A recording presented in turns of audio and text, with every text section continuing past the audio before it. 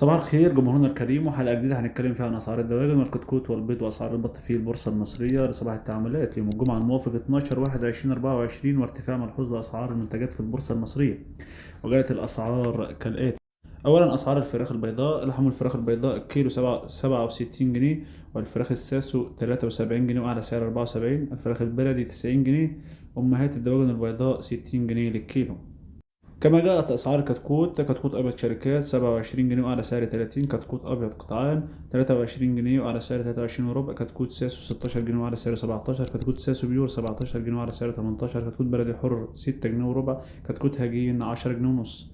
أما بالنسبة لأسعار البط: كتكوت بط فرنساوي 23 جنيه، كتكوت بط مسكوفي 43 جنيه، كتكوت بط مولر 65 جنيه. أما بالنسبة لأسعار الكيلو فلحم البط الفرنساوي 55، بط مسكوفي 90 جنيه، بط مولر 60 جنيه. كما جاء سعر البيض اليوم في البورصة: بيض أحمر أقل سعر 130 وعلى سعر 132، بيض أبيض أقل سعر 130 وعلى سعر 131، بيض بلدي أقل سعر 140 وعلى سعر 142، وبيتم إضافة لهم مبلغ من 5 ل 10 جنيه لسعر الطبق حتى يصل للمستهلك. دي أسعار البورصة يا جماعة، مش أسعار المستهلك. بيتم إضافة من 5 ل 10 على الكيلو في اللحوم. كل من حضرتك المتابعة عشان تعرف جميع الأخبار. دمتم في أمان.